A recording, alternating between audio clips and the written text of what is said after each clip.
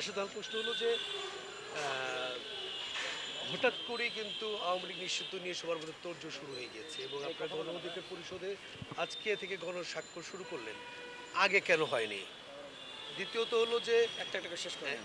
মানে এই এক এই এই যে হঠাৎ করে যে আওয়ামী লীগ নিয়ে যে এই বিষয়টা দাঁড়াচ্ছে, আসলে ভিতরে তো আপনার রাজনীতিবিদ অনেক খবর পান, তথ্য পান, আমরা যতটুকু জানি, মানে কি মনে হচ্ছে আপনাদের একটু শুনুন।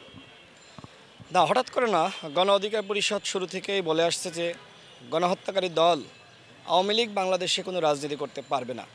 এবং এর জন্য কিন্তু আমরা আমাদের অনেকগুলো কর্মসূচি পালন করেছি, বিক্ষোভ কর্মসূচি, মিছিল করেছি, সমাবেশ করেছি, আমরা অনেক ধরনের কর্মসূচি। এবং সর্বশেষ আমরা গত 5ই ফেব্রুয়ারি 64 জেলায় আমরা ডিসির মাধ্যমে প্রধান উপদেষ্টা বরাবর আমরা স্মারকলিপি দিয়েছিলাম। আমাদের জেলা পর্যায়ের সংগঠন, মহানগর পর্যায়ের সংগঠন এই কর্মসূচি পালন করেছিল।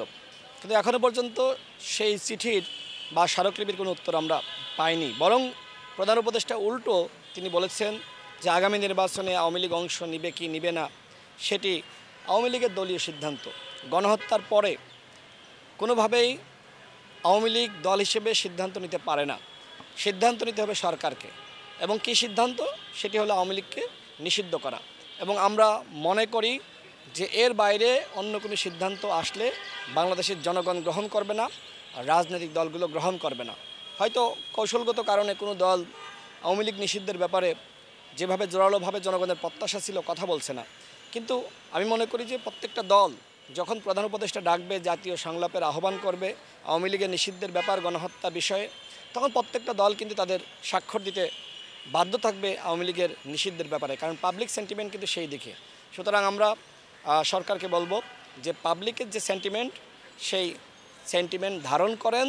এই পাবলিক কিন্তু আন্দোলন করে আপনাদেরকে চেয়ারে বসিয়েছে। সুতরাং জনগণের বিরুদ্ধে গিয়ে কোনো সিদ্ধান্ত নিলে সেই সিদ্ধান্ত জনগণ প্রতিহত করবে। নিষিদ্ধ করে যাচ্ছেন না কেন, মানে সমস্যাটা কোথায়? না, সমস্যা তো সরকারের মধ্যে অনেক আওয়ামী লীগের প্রেতাত্মা রয়েছে, উপদেষ্টাদের মধ্যে প্রেতাত্মা রয়েছে। তারা একটি গ্রুপ প্রধান উপদেষ্টাকে বলছে যে নিষিদ্ধ করলে সমস্যা, আরেকটি গ্রুপ বলছে না নিষিদ্ধ করে না হলে পাবলিক আপনার বিরুদ্ধে চলে যাবে। তো এই নানান গ্রুপের কারণে প্রধান উপদেষ্টা বিভ্রান্ত যে সে কী করবে। সে কিন্তু শুরুর দিকে বেশ বিপ্লবী কথাবার্তা বলেছে, কিন্তু এখন তিনি সুশীল কথাবার্তা বলছেন। বিপ্লবের পরে এই সুশীল আওয়াজ দেশের জনগণ শুনতে চায় না। আমরা চাই আওয়ামী লীগকে নিষিদ্ধ করা হোক, এবং এই দফা এক দাবি এক, এবং এই ব্যাপারে কিন্তু সবাই এখন একমত যে আওয়ামী লীগকে নিষিদ্ধ করা হোক। বিচার বিভাগের হস্তক্ষেপ ছাড়া সরাসরি সরকার পারে নিষিদ্ধ করতে? এখন তো একটি অন্তর্বর্তীকালীন সরকার, এই সরকার কি কোনো সংবিধান মেনে হয়েছে? না, জরুরি পরিস্থিতিতে আমাদের সংবিধানে উল্লেখ করা ছিল যে রাষ্ট্রপতি যে কোনো সিদ্ধান্ত নিতে পারে। তো সেই জায়গা থেকে অন্তর্বর্তীকালীন সরকার গঠিত হয়েছে, এবং সরকারের প্রধান ডক্টর মোহাম্মদ ইউনূস তিনি জাতীয় সংলাপের আহ্বান করবেন। সেখানে রাজনৈতিক ঐক্যমত হবে আওয়ামী লীগের নিষিদ্ধের ব্যাপারে, এবং সেখানেই সিদ্ধান্ত হবে। বিচার বিভাগ কি সেই বিচার বিভাগের নিয়মে এই প্রধান বিচারপতি অন্যান্য বিচারপতির পতন হয়েছে? না, অভ্যুত্থানের সময় কোনো নিয়ম কানুন মানা যায় না। অভ্যুত্থানের পরে বিপ্লবীরা যা চাইবে তাই হবে। তো আমাদের এদেশের জনগণ, এদেশের বিপ্লবী শক্তি, তারা চায় আওয়ামী লীগ বাংলাদেশে আর রাজনীতি করতে পারবে না। 71-এর পরে একবার গণহত্যা, আবার 24-এ গণহত্যা, তৃতীয়বার আওয়ামী লীগের গণহত্যা বাংলাদেশে পরিচালনার সুযোগ পাক এই আওয়ামী লীগ ব্যানারটিতে সংগঠিত হয়ে, সেই সুযোগ আমরা দিব না।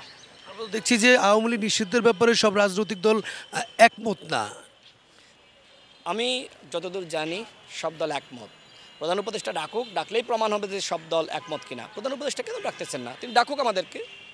হাসনাত আবদুল্লাহর যে বিষয়টি নিয়ে এখন আসলে এখন দাঁড়িয়েছে, এখন এই যে সেনাবাহিনী এখন রাজনীতিতে হস্তক্ষেপ করছে, গতকালকে ব্রিফিংয়েও কিন্তু এনসিপি কিন্তু এটার একটা বিষয়ে জানিয়েছে। গণ অধিকার পরিষদ কী মনে করছে? দেখেন, আমরা মনে করি সেনাবাহিনীকে জনগণের মুখোমুখি দাঁড় করানো যাবে না। সেনাবাহিনী এই অভ্যুত্থানে ভূমিকা রেখেছে। অভ্যুত্থানে সেনাবাহিনী যদি তার বন্দুকের নলটা আওয়ামী লীগের দিকে না তাক করতো, তাহলে এই অভ্যুত্থান হয় না এবং এই আন্দোলন সফল হয় না। সেনাবাহিনী সেই ভূমিকা রেখেছে। সেনাবাহিনীর জুনিয়র অফিসাররা তারা অনেকে বিভিন্নভাবে কাজ করেছে, মাঠে নেমে গিয়েছে। অনেকে দেখবেন যে এই যে 3 বাহিনীর অনেকে কিন্তু ভিডিও বার্তা দিয়েছে। একটা ছেলে, আমি নাম ভুলে গিয়েছি, ওই ছেলের ভিডিও সারা দেশে ছড়িয়ে পড়েছিল ওই সময়। সম্ভবত নৌবাহিনীর বা বিমান বাহিনীর তিনি ছিলেন। তো এইভাবে তারা ভূমিকা রেখেছে এবং সাবেক কর্মকর্তারা ভূমিকা রেখেছে। সেনাবাহিনীর অবদানকে খাটো করে দেখা যাবে না, কিন্তু পুরো পুরো বাহিনীকে যেভাবে বিতর্কিত করা হচ্ছে, ঠিক আছে, সেনাবাহিনীর মধ্যে কোন 2-3 জন আপনাকে ডেকেছে, কথা বলেন, তার নাম সহ বলেন।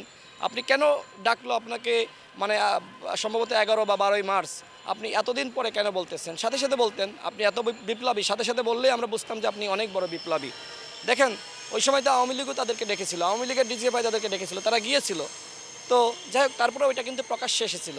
কিন্তু এইবার যে এতদিন পরে তিনি সামনে আনলেন, মূলত তাদের যে নানান ধরনের বিতর্ক সামনে এসেছিল, আপনি দেখেছেন যে ওয়াসা কেলেঙ্কারি, নানান কেলেঙ্কারি, আমার মনে হয় যে সেইগুলো ঢাকার জন্যও নতুন করে এটা সামনে আনতে পারে। শেষ প্রশ্ন, আপনার রাজনৈতিক দূরদর্শিতা কি বলছে আগামী বাংলাদেশ কোন দিকে যাচ্ছে? আগামীর বাংলাদেশ এখন মনে হচ্ছে যে খারাপের দিকে যাচ্ছে। আগামীর বাংলাদেশ যদি আমরা বেটার করতে চাই, তাহলে সবাইকে এক থাকতে হবে, ঐক্যবদ্ধ থাকতে হবে। বিশেষ করে এই ছাত্রদের উপর অনেক দায়িত্ব ছিল বৈষম্যবিরোধী ছাত্র আন্দোলনের উপরে, কিন্তু তারা সেই দায়িত্ব পালন করতে পারেনি।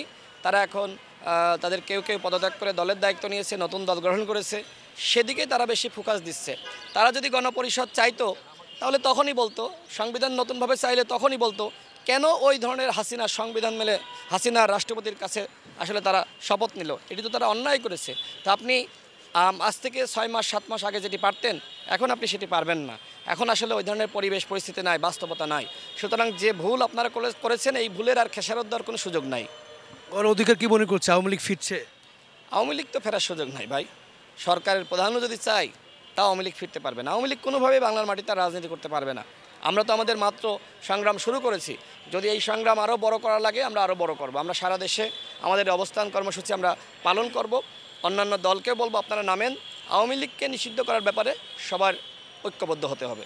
সংগ্রাম করে আওয়ামী লীগকে আটকাবেন নাকি অন্য কোনো যৌক্তিক কারণ আছে? আওয়ামী লীগকে তো সংগ্রাম করেই আমরা আটকেছি, ভোটের মাধ্যমে তো আটকাতে পারি নাই। সুতরাং আবার ভোটের মাধ্যমে আওয়ামী লীগকে আটকাবো? What is this? ভোটের মাধ্যমে আওয়ামী লীগকে আটকানোর কোনো সুযোগ নাই। আওয়ামী লীগকে প্রতিহত করে আটকানো হয়েছে, এখনও প্রতিহত করেই সংগ্রাম করে আটকাইতে হবে। থ্যাংক ইউ সবাইকে।